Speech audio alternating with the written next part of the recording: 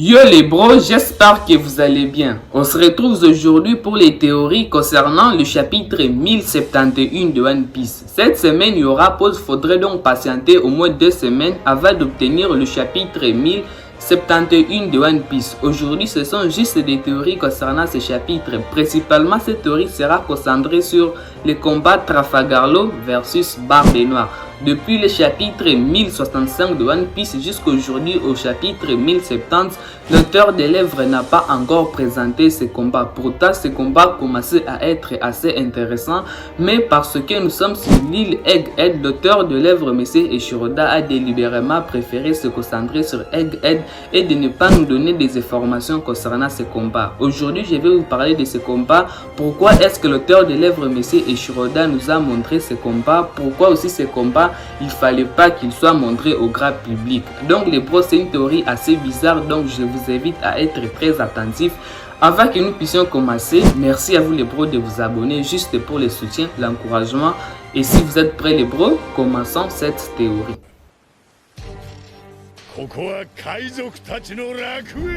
Dans une vidéo de Total, une note marque où l'auteur de l'œuvre Messier Eiichiro-Oda passant à revue Bleach, il a fait une observation que rare un lecteur de manga fait.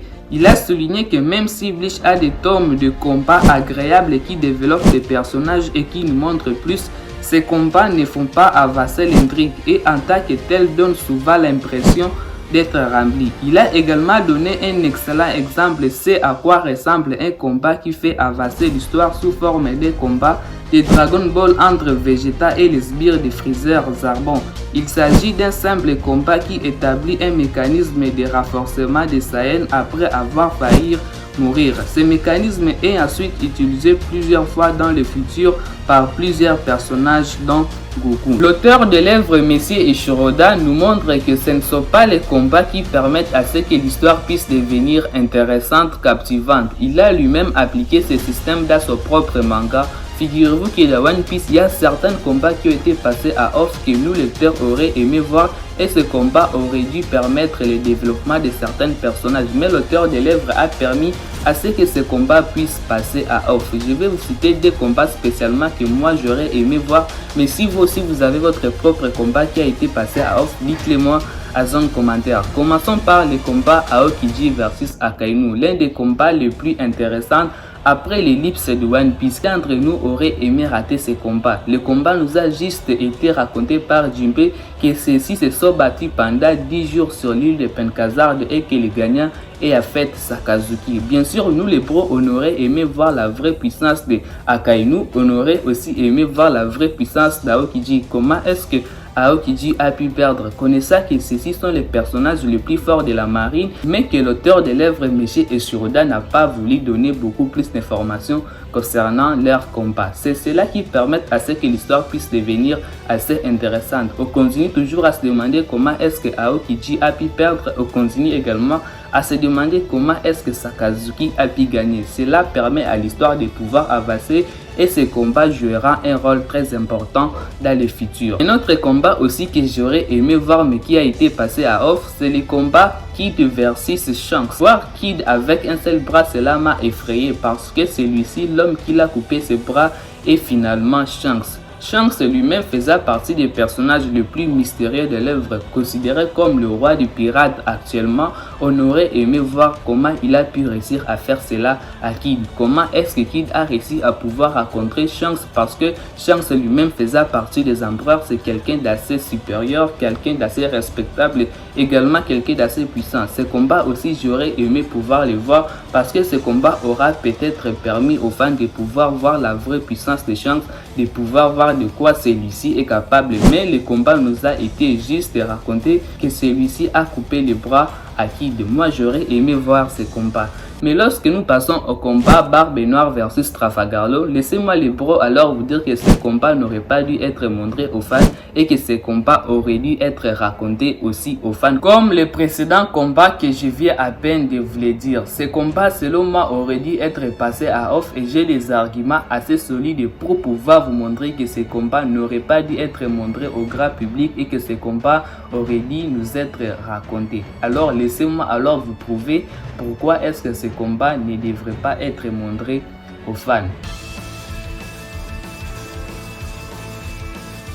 Premièrement, ce n'est pas pour nous montrer que Trafalgarlo est assez fort. Nous avons très bien vu comment est-ce que celui-ci a combattu Kaido en même temps Big Mom à Wano Kuni. Finalement, son adversaire final à Wano Kuni était Big Mom et nous avons très bien vu comment est-ce que celui-ci s'est démené afin de pouvoir battre l'empereur Big Mom. Il a éveillé son pouvoir du fruit des démons et il a utilisé des techniques assez complexes pour pouvoir faire chuter l'empereur Big Mom. Donc ça ne sert à rien de nous montrer que Trafalgarlo est assez fort. Ce n'est pas aussi pour pouvoir nous montrer que Barbe Noire est assez fort, car Barbe Noire, lorsqu'il a attaqué l'île des femmes, il a été chassé par Silver Riley. Finalement, quand Barbe Noire est parti, Silver Riley a très bien précisé s'il devrait combattre Barbe Noire, il allait perdre. Sans doute avec ce mot de Silver Riley, nous pouvons donc comprendre que Barbe Noire est assez fort, donc ça ne sert à rien aussi de pouvoir nous montrer que Barbe Noire est assez fort face à Trafalgarlo.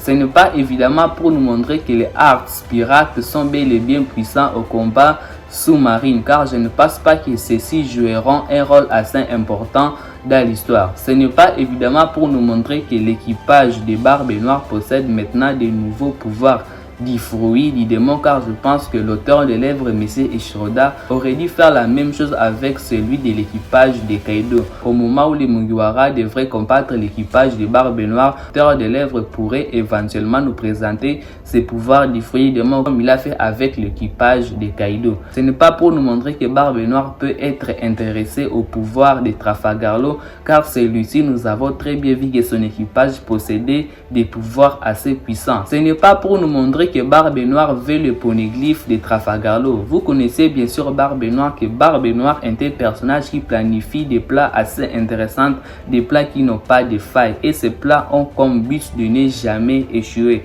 Et si Barbe Noire voulait réellement le poneglyphe de Trafalgarlo, je pense qu'il aurait dû employer des méthodes assez intéressantes, des méthodes qui n'auraient pas dû échouer et des méthodes qui leur auraient permis de pouvoir prendre les poneglyphes de Trafalgarlo sans qu'ils puissent se battre. Donc les bros, avec ces arguments, je suis sûr que vous êtes maintenant convaincus que ce combat aurait dû être raconté aux fans. Mais assez intéressant, il y a eu quelque chose qui m'a fait changer d'avis et je vais partager cela avec vous.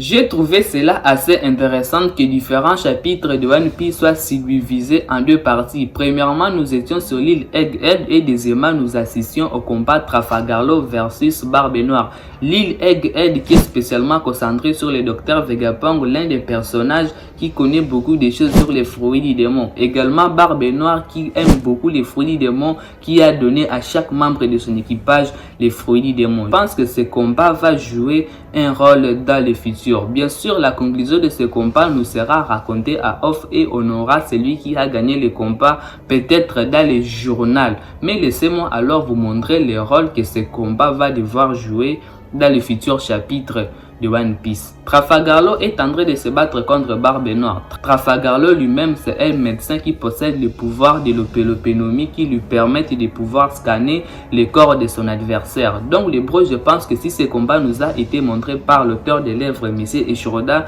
c'est pour pouvoir permettre à l'histoire de connaître beaucoup plus sur Barbe Noire. Comment est-ce que Barbe Noire a réussi à pouvoir manger des fruits du démon? Et je pense que c'est cela le résultat de ce combat. Trafalgarlo, en affrontant Barbe Noire, bien sûr, celui-ci va découvrir quelque chose d'assez spécial dans le corps de Barbe Noire. Et je pense que ce combat éventuellement sera dans les journaux. Et lorsque les Mugiwara vont sortir sur l'île Egghead, ceux-ci liront le journal et apprendront que Barbe Noire a réussi à pouvoir affronter Trafalgarlo. Et je suis sûr que si le docteur Vegapunk est là, le docteur Vegapunk parlera évidemment de Barbe Noire. Comment est-ce que Barbe Noire a réussi à pouvoir manger des fruits du démon? Le docteur Vegapunk est l'homme qui connaît beaucoup de choses sur les fruits du démon et je pense que celui-ci sera l'homme parfait pour pouvoir nous expliquer comment est-ce que celui-ci a dû manger des fruits du démon. Bien que Trafagarlo peut nous dire ce qui est dans le corps de Barbe Noire, mais je pense que c'est le docteur Vegapunk qui apportera beaucoup plus des explications